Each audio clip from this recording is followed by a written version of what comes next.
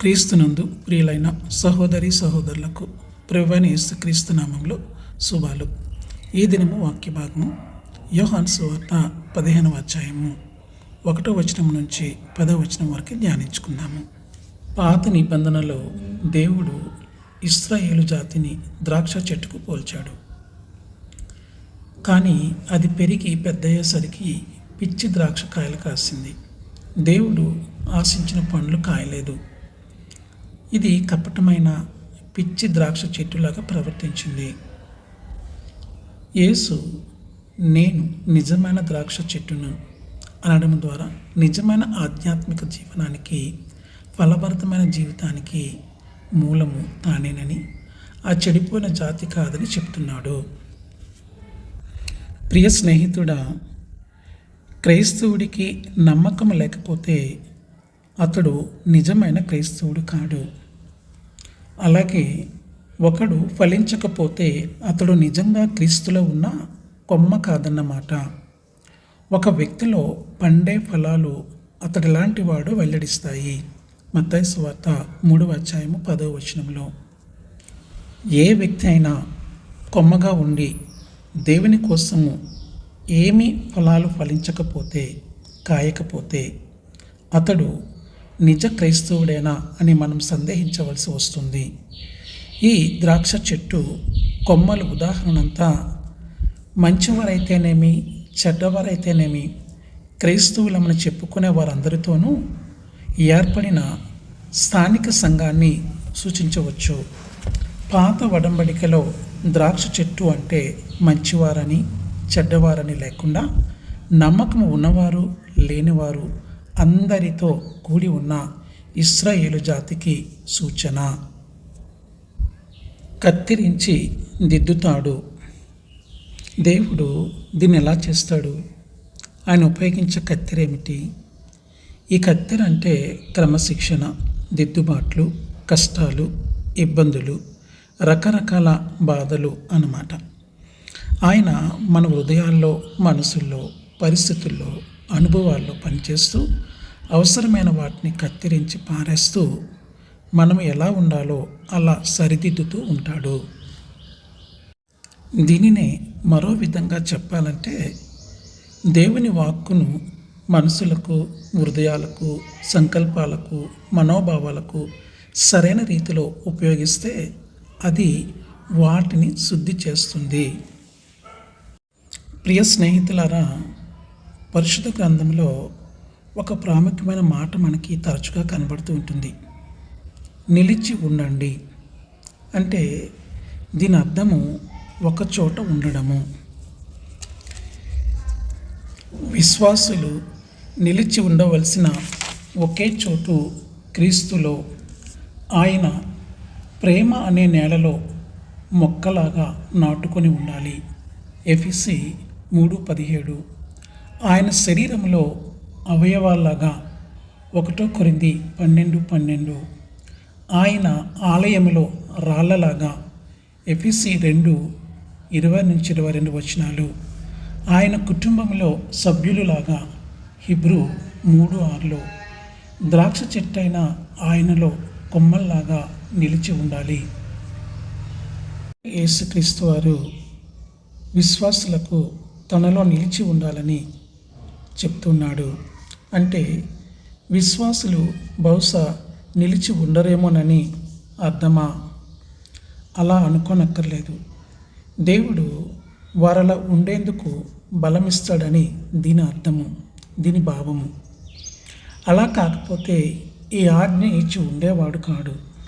అంతేగాక వారికున్న స్వేచ్ఛ గురించి కూడా వారు తెలుసుకోవాలని దీని భావము.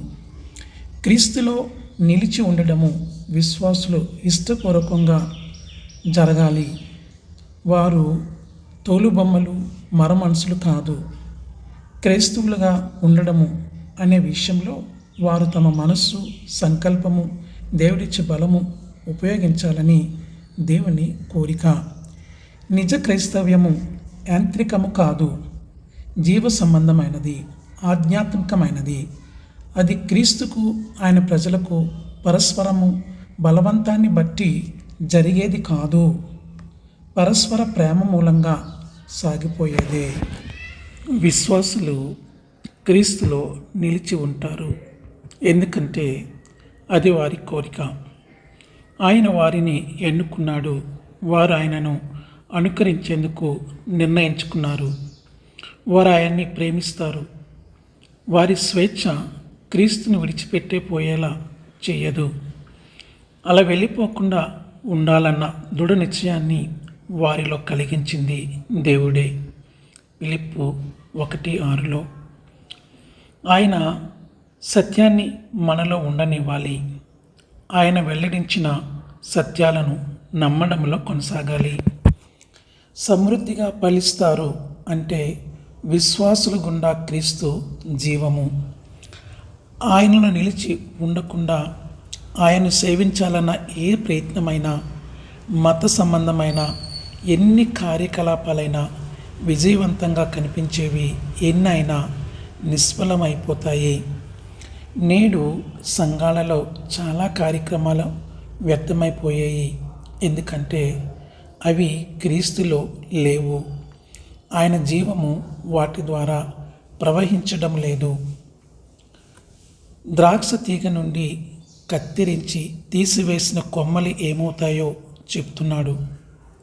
కొందరు విశ్వాసులు తనలో నిలిచి ఉండలేకపోవచ్చునని, వారు నరకాగ్నిలో కాలిపోతారని ఆయన అనడం లేదు. నరకము అవిశ్వాసులకు పట్టే గతి.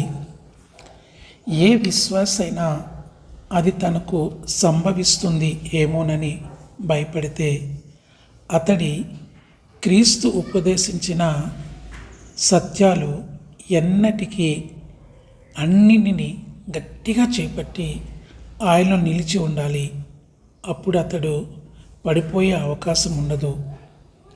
విశ్వాసులు లోకము దృష్టిలో లక్ష్యాన్ని సాధించేవారుగా కనిపించేందుకు, ధనికులైపోయేందుకు ఈ భూమిపై ఉన్న విలాసాలను, సౌఖ్యాలను అన్నిటినీ అనుభవించేందుకు అనుసరిస్తూ ఉంటారు. అయితే యేసు ఆధ్యాత్మిక విజయానికి, కార్యసాధకమైన ప్రార్థనకు మార్గాన్ని సూచిస్తున్నాడు.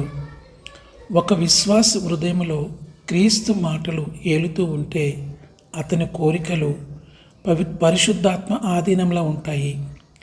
క్రీస్తు అతనికి ఏమి కలగాలని కోరుకుంటాడో పరిశుద్ధాత్మ కూడా అదే కోరుకుంటాడు.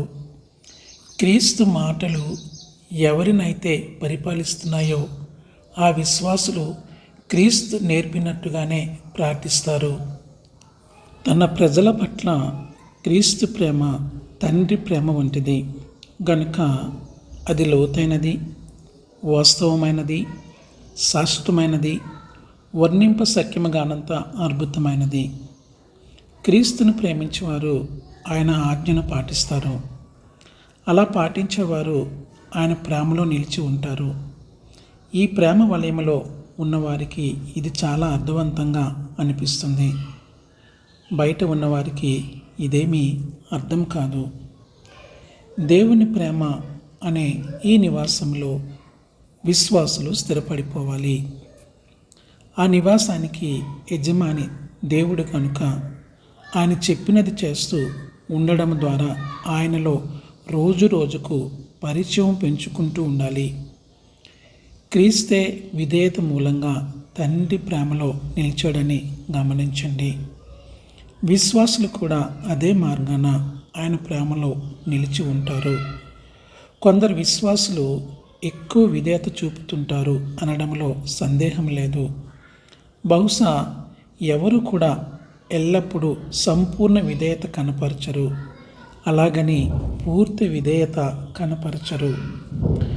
వారెంతవరకు విధేయత చూపుతారో ఆ మేరకు క్రీస్తు ప్రేమను అనుభవించి ఆనందించగలుగుతారు. ఆమేన్.